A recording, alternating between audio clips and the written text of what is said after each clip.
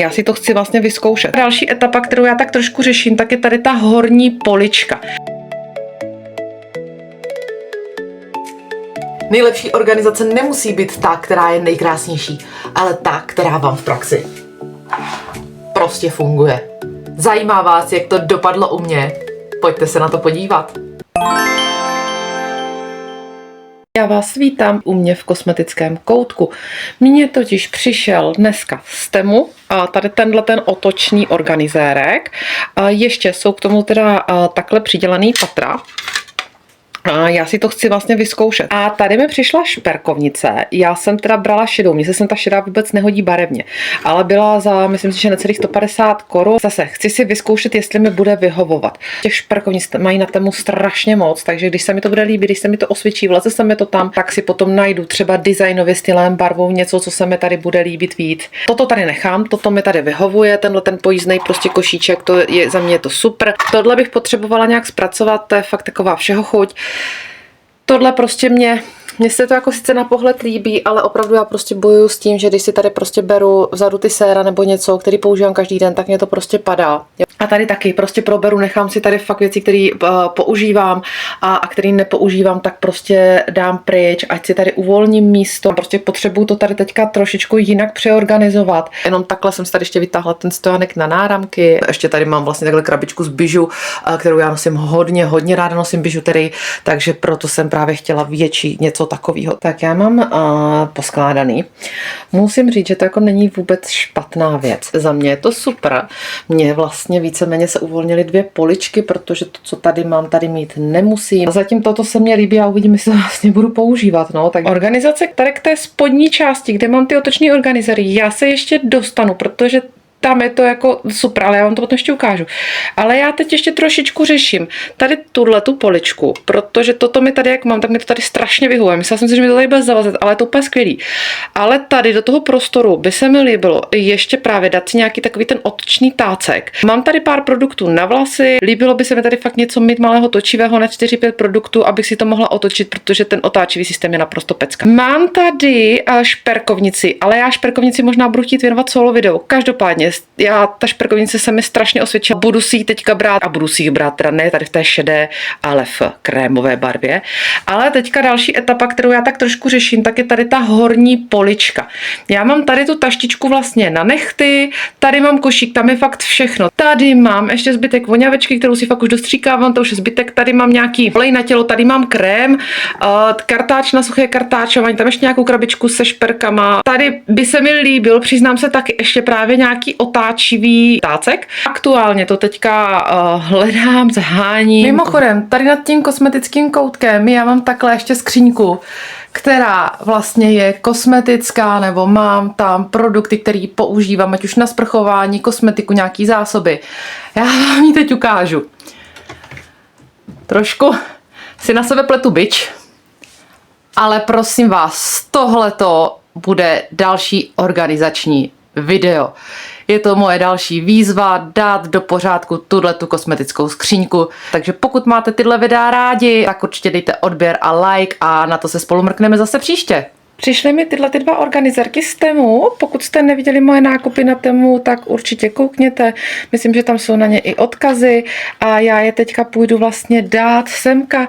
Tady ten kovovej, bohužel prostě jiný jsem v tom rozměru nesehnala, ten půjde tady na tyhle ty věci. A tady ten plastovej, tak ten půjde tady semka na ty voňavky, ještě takový ty doplňující věci. Tak tohle je boží. Já jsem prostě už si měla dávno pořídit tady ty otoční organizérky.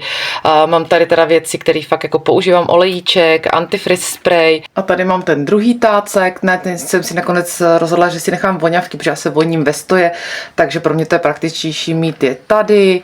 Vleze se mi jich tady víc a mám tady vlastně ještě teďka nějaký olejíček a krém, a ještě tady je prostor. Tady ta část mi chybí vyřešit, takhle to tady určitě nebude. Přišly poslední organizérky, aspoň teda doufám, že už tohle bude konečná.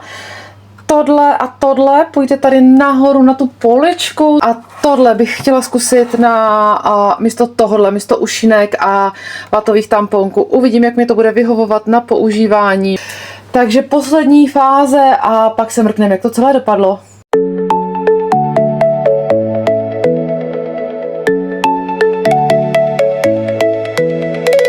Takhle to jako vypadá moc pěkně a já teda těch ušínek určitě nespotřebuju tolik, abych využila obě dvě ty krabičky, spíš ty vatové tamponky, ale přiznám se takhle, že se mi to tam prostě líbí víc, než tady toto, co jsem tady měla. Já už to navíc teda mám úplně x let starý. Teď ještě teda tady tu část a to už je úplně poslední část mého kosmetického koutku, kterou já chci přeskládat. Toto je taštička, kde mám nehty. A toto je košík, kde mám teda úplně jako všeho chuť bordel.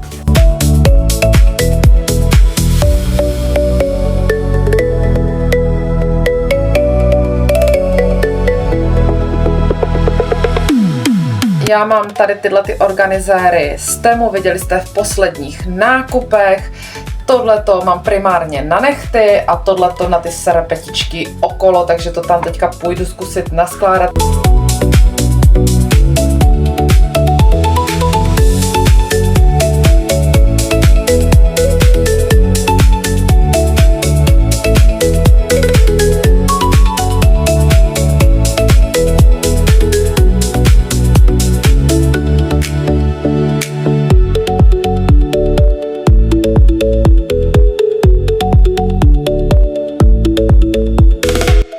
Takhle to tady mám, je to samozřejmě, že to bylo schované v těch košíčkách, nebylo to tak vidět, teď je to na první dobrou takové víc jakoby rozházené, tady by se mě líbilo ještě jedno patro, ale vlastně už bych to nedala na výšku, takže to už nešlo. Já to potřebuji zase si vyzkoušet, jak se mi s tím bude fungovat, z čeho teda fakt jsem nadšená a co opravdu jako používám a u mě jede, tak je tady tenhle ten otočnej, to je prostě pecka.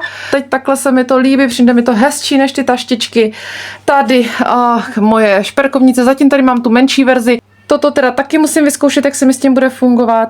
A co je pecka, co si teda udělalo své místečko, tak vlastně a tady mám pod tím skovaný nakonec tady ten pojezdový na kosmetiku, na to, co já používám na denní líčení každý den, tak mi to prostě stačí. Stejně, když se maluju, tak já si to prostě přitáhnu úplně k sobě, takže ve finále vlastně mi nevadí, že to je tady, nepráší se mi na štětce. A co je úplná pecka, tak je tady ten otočný organizér. Prostě vy si můžete zvolit ty patra, kde je potřebujete. Je to fakt bomba. Sice to nakonec zakotvilo tady takhle v tom místě, esteticky to nevypadá tak úplně jako úžasně, ale je to tak strašně praktický, že já jsem z toho úplně nadšená. Z praktického hlediska musím říct, že tady ty otoční organizérky se mi prostě osvědčily úplně nejvíc. Krásně, co potřebuju, vytáhnu si, schovám, zase otočím.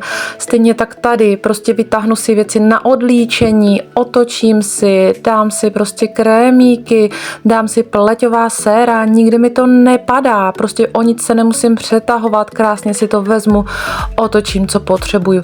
Ušinky a vatový tamponky se taky osvědčily a vypadá to opravdu moc hezky a vlastně i se s tím docela pěkně jakoby nakládá, manipuluje, dává se to tam pěkně a co je super, tak teda tohleto srdíčko, to je fakt hezký a největší radost mi teda dělá tady tenhle ten otočný organizér, protože tady je to fakt v rohu a já takhle krásně si to otočím, vyberu si produkty, které potřebuju, mám tady fakt ty věci na vlasy a je to strašně praktický. Šperkovnice je zatím v menší variantě, ale je úžasná, prostě to rozložení na prstínky, náušnice, všechno, co potřebuju.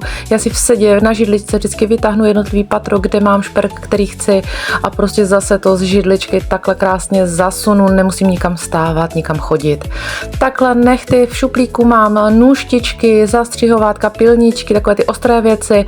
Tady mám laky na nehty zpevňovače a nahoře potom pilní klasika, tady dobře zbytek ještě deodorantu skovaný na dobrání.